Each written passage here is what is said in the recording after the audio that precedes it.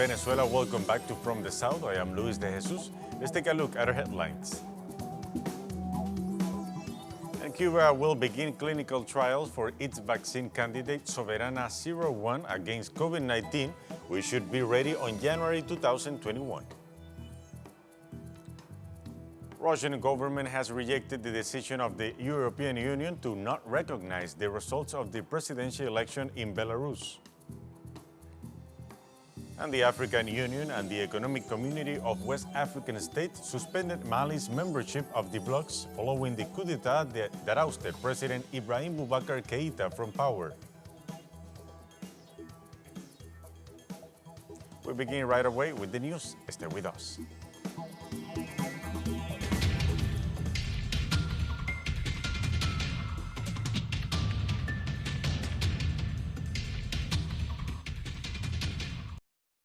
Cuba is set to conclude trials on a COVID-19 vaccine in January 2021. According to information on the website of the Cuban Public Registry of Clinical Trials, the results of the trial named Soberana-01 on the vaccine candidate developed by the Finlay Institute of Vaccines, which was registered on August 13th, will be made available in February 2021. Cuba has significant experience in vaccine research and a solid national immunization program. The Vice President of Venezuela, Delcy Rodriguez, in the most recent balance sheet of COVID-19, reported that in the last 24 hours were recorded 1,171 new cases, 46 of them cases coming from abroad.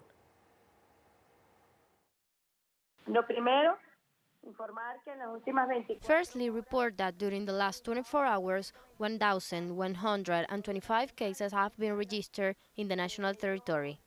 Of these, we must report that 287 cases are in Miranda State, followed by the Capital District with 198 cases distributed in the 22 parishes of the state, mainly in El Valle, Sucre, Coche, and Antimano.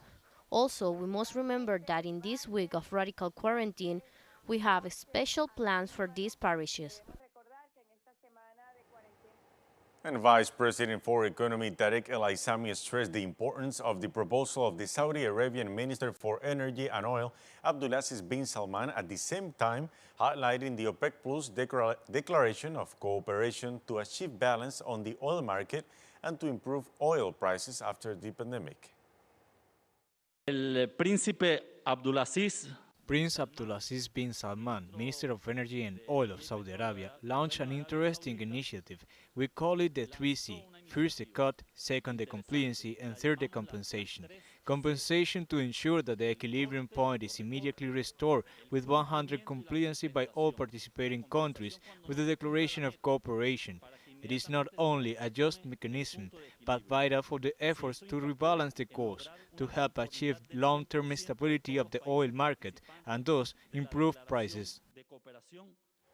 In another subject, the chief peace negotiator from the National Liberation Army of Colombia, Pablo Beltrán, noted that the recent massacres in the country are a sign of the reaction from paramilitary groups to the house arrest of former Colombian President Álvaro Uribe Vélez. Nosotros leemos que es una manera de decir. We read it like a message saying anyone who has any kind of affinity with the opposition to the Uribe government will be punished. So it is the most organized communities that have been subject to this persecution of leaders and these collective massacres. Many communities that are being persecuted and massacred tell us, come and help us organize our legitimate defense. How can we not go?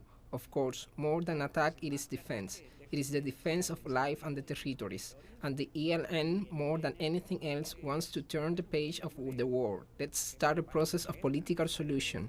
Let's take violence out of politics. That power, which is of a violent extreme right, is being weakened.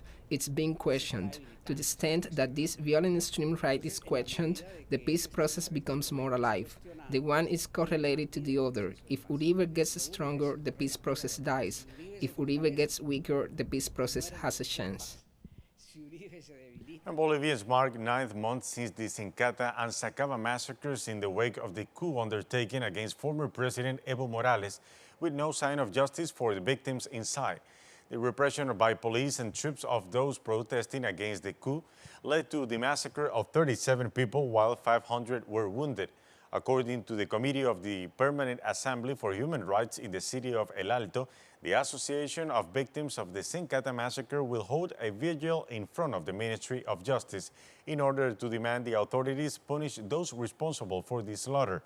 Meanwhile, the movement has also rejected the ongoing impunity and the persecution of members of the movement towards socialism by the de facto government. Over 6.7 million Peruvians lost their jobs between April and June this year due to the novel coronavirus-triggered economic crisis. According to the National Institute of Statistics and Information, this represents an employment contraction of 39.6% compared to the same period in 2019. Meanwhile, job offers for women fell by 45% for the youngest workers aged between 14 and 24. Employment dropped by 44% also, while for people without a university education, employment offers fell by 46%. On a nation scale, the commerce and service sectors represented 88% of the total job losses, while the construction sector was the most affected with a contraction of 78%. In Peru, inmates at a prison which saw protests over a lack of measures in the face of the coronavirus pandemic, leaving 9 dead and 67 wounded, have now organized to protect themselves. Inmates at the Lurigancho prison now serve as health officers to alert prison authorities of any possible COVID-19 cases. In each of the 24 pavilions of the prison, these volunteers use digital thermometers and oximeters to check the temperatures and oxygen saturation of their companions. According to official figures, 330 prisoners have been killed by COVID-19 in the 68 prisons across Peru, and other 6,600 have been infected with the novel coronavirus. Tenemos las áreas de aislamiento. We have isolation areas for vulnerable patients like elderly, hypertensive or diabetic people to attend to that group in case of a COVID-19 rebound. That's the idea. The idea is to create an epidemiological containment ring within the same prison facility to prevent thousands of inmates from going to hospitals, because due to the saturation of beds and doctors outside, they could die or compromise the health network and occupy beds outside. In Trinidad and Tobago, Prime Minister Keith Rowley and his cabinet were sworn in this Wednesday following his victory in the August 10th elections. The swearing-in ceremony was attended by the President of Trinidad and Tobago, Paula May Wicks, together with the President of the Senate and other government figures. Prime Minister Rowley secured a second term in office after his People's National Movement secured 22 out of the 41 seats in Parliament. After insisting on a recount conducted by the Elections and Boundaries Commission, the opposition United National Congress accepted its defeat, thus clearing the way for the new government to take office. I will go now to a short break. Follow us on Twitter at Telesur English and Luis Telesur. We'll be right back.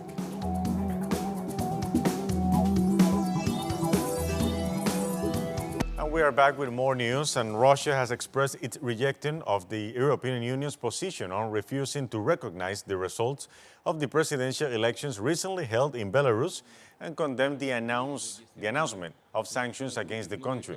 Russian President Vladimir Putin stressed that any foreign interference in the internal affairs of Belarus is inadmissible. He also recalled that based on current bilateral treaties, Russia can send troops in the event of foreign aggression if the legitimate Belarusian government requests such support. Russian Foreign Minister Sergey Lavrov has warned of foreign intervention by Western states in Belarus' internal affairs. We are concerned about what is happening in Belarus. We are concerned about the attempt to use the internal situation in order to interfere in these affairs from abroad, not just to interfere, but to impose on Belarusians those rules that foreign players consider beneficial for themselves. And also, Belarusian President Alexander Lukashenko criticized the opposition during a meeting in the capital, Minsk, accusing Western states of sponsoring protests against his presidency. Street marches and unrest continue to be funded. Western states now openly, with no discretion, announce fundraising intended for Belarus. We say that, of course, we can trace all the funds coming here, as many of them come in cash, but we are aware and will zero in on this issue. Those who are sharpening their swords today, especially abroad, will be met with serious resistance. These are not empty words. Polish flags are already being raised in Grodno. This is not acceptable, and such actions will be cut off utterly and completely. In the United States, the Democratic National Convention continues after making Joe Biden its official candidate for the November 3rd presidential election. This Wednesday, the vice presidential candidate for the Democratic Party, Kamala Harris, reaffirmed the importance of the right to vote and the need to implement a new political change.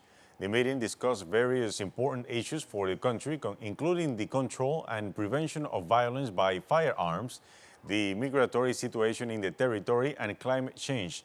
The event is scheduled to end tomorrow, Thursday, August 20, with Biden's acceptance in the presidential race. United States government announced a new series of sanctions imposed on United Arab Emirates-based companies for their relationship with Iranian airlines.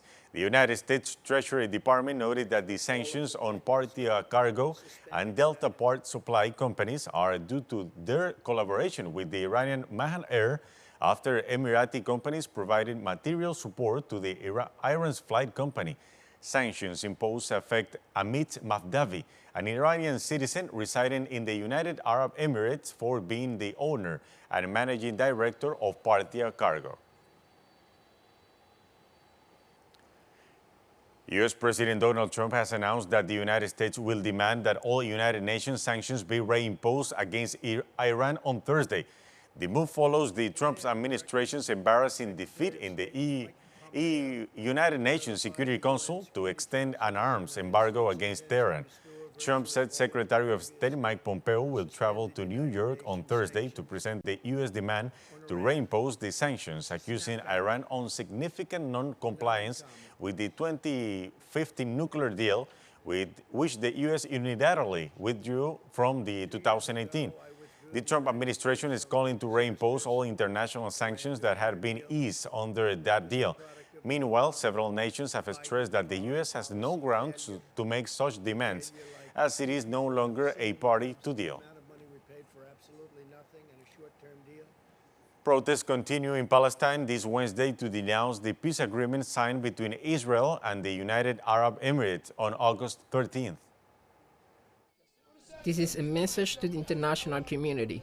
The time has come for them to raise the red card for the guns of the neighborhood Israel, for this occupation, whose aggression poses a threat to the regional stability and world peace, and we will remain here in this land and in this country.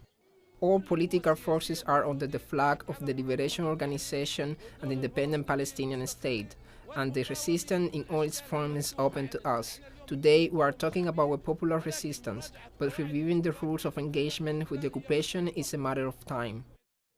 Our presence today with each other and our Palestinian unity, which we practically embody today on the ground, is the most vocal message to the occupation and those who make our normalization, to the US and to everyone else. The Palestinian people today are united, and we are in one trench. We defend our rights and we cling to our land, rights and our holy places.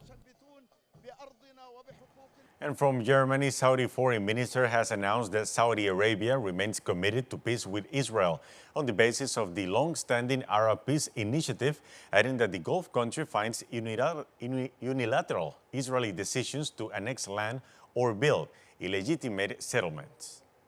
Also addressed the issues of regional stability, among them the need to continue to work together to find ways to stabilize the region. Among that, we talked about the developments related to the peace process, and in that regard, I affirmed to my colleague that the Kingdom of Saudi remains committed to peace as a strategic option based on the Arab Peace Plan and relevant international resolutions, enabling the Palestinian people to establish their own state with East Jerusalem as its capital.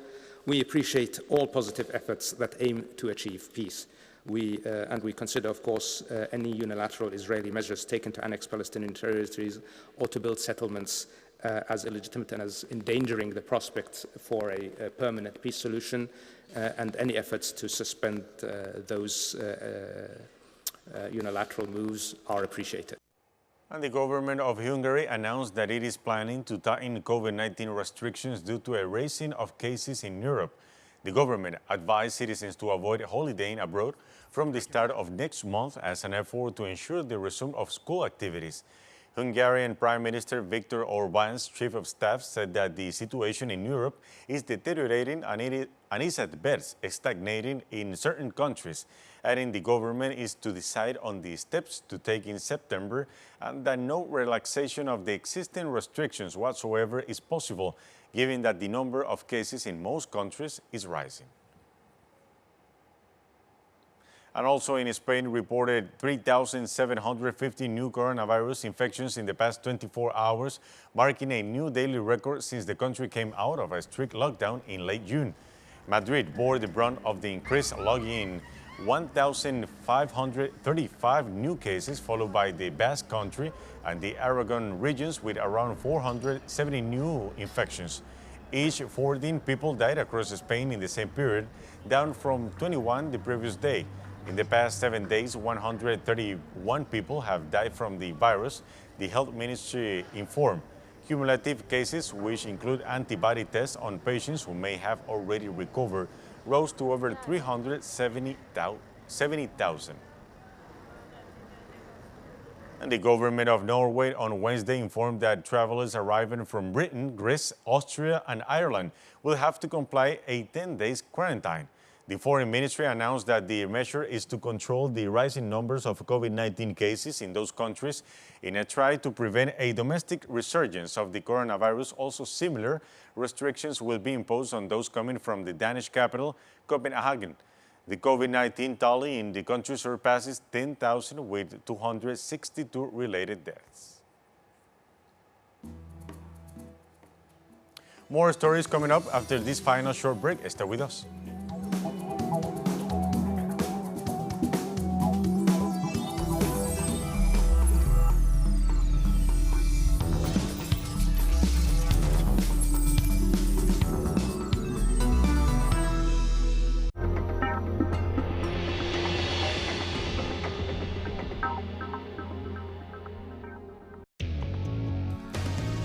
A review of the world news that investigates, incites analysis, and induces criticism, because every event has a context. Pusimos el punto en I. Dotting the I. Saturdays, only on Telesur.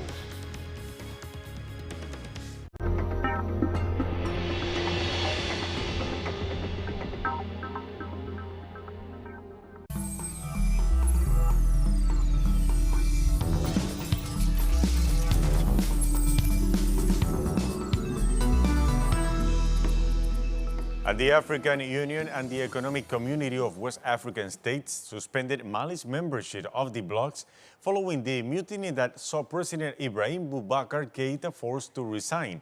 The African Union announced that the suspension will be extended until the restoration of constitutional order and the release of President Ibrahim Boubacar Keïta, the Prime Minister, and the rest of his cabinet held in custody.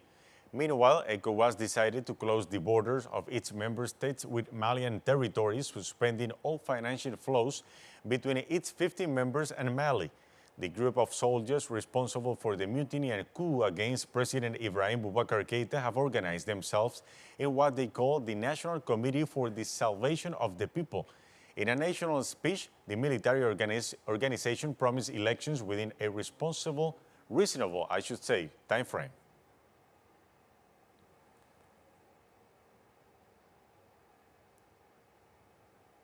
And members of the Southern African Development Community committed to Mozambique to act together against terrorist actors in northern Mozambique.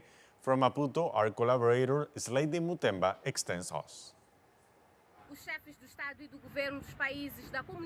Governments of the Southern African Development Community's countries pledged on Monday to support the Mozambican government in the fight against terrorism in the north of the country. On the occasion of the 40th anniversary of the SADC, the former executive secretary of the organization, Mozambican Thomas Salomao, argued that the region must gather energies to fight terrorists in Cabo Delgado. Salomao understands that this issue cannot be seen only as a problem for Mozambique at the risk of being dragged down for the rest of the continent. During the last days, the government forces claimed that at least 59 terrorists were killed in response operations of the defense and security forces. Last week, armed groups invaded the port of Mocimboa da Praia, and the Mozambican Defense Minister Jaime Neto said that the armed groups are infiltrating the communities and commanding the fighting against the village.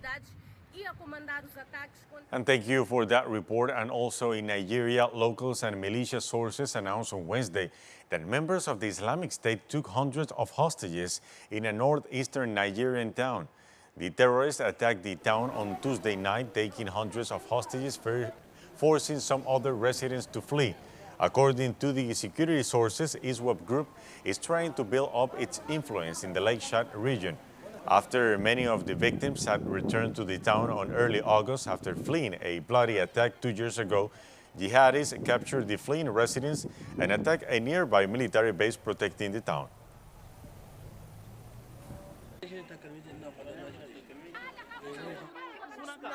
I'm not going to stay in Cucagua because there is not enough security, and Boko Haram is still coming to Cucagua. I am afraid of that. Almost 500 fighters from a faction of one of the largest armed groups in Eastern Democratic Republic of Congo have surrendered to the government just over a month after it attempted to overthrow the group's leader. Soldiers from the NDCR, a rebel group seen as having close ties with the National Army, sang and danced before handing over an assortment of small arms at a ceremony on Monday in the village of Kashuga, about 75 kilometers north of Goma.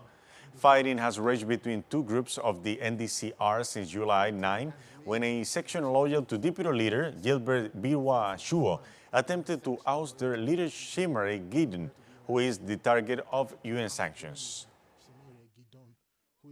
They killed my son the day before yesterday while I was in mourning. They came back to my house at night. They killed him when he had no problems, and we don't know where they went after that. Now we're very happy because we know that all these misfortunes are over. In Sudan, the spokesman of the Foreign Ministry, Haidar Badawi, was dismissed on Wednesday after he had commented on peace agreements with the government of Israel. The Sudanese Foreign Minister Omar Kamar al-Din removed Badawi from his position as a spokesman and the head of the media division following by his unauthorized comments indicating that Sudan has contacted Israel to resume diplomatic ties. The Foreign Ministry said that relations with Israel has not been discussed at the Foreign Ministry in any way, and Haidar Badawi was not asked to make any statement on the matter. Kamar al-Din noted that the comments were arbitrary and they were received with astonishment. And the government of Egypt has informed that all foreign visitors will have to show coronavirus test results. Egypt's prime minister said that all travelers arriving to the Northeast African country will have to present PCR test results for the new coronavirus on arrival from September 1st. Mabdouli also added that Friday prayers will be allowed to resume in mosque from August 28th, and public parks, entertainment parks, and zoos will be allowed to receive visitors from the beginning of September, but with a limited capacity and under strict health and safety protocols to be issued by the Ministry of Endowments. According to the Health Ministry, the country COVID-19 tally stands at 96,914 with a death toll of 5,000. And Zambia's Vice President Ingon Mutukwa has tested positive for the novel coronavirus. The announcement was made through a statement reporting that Vice President tested positive on Tuesday following a positive result of her daughter with whom she stays with. The health of the 79-year-old woman is said to be stable. According to the official report, the Vice President has some mild symptoms that are being managed appropriately, and a team of health officials visited her who underwent a comprehensive medical assessment. And we've come to the end of this news brief. You can find these and many other stories at our website at telesurenglish.net. And you can also join us on social media, Facebook, Twitter, and Instagram for Telesur English. I am Luis de Jesus. Thank you for watching.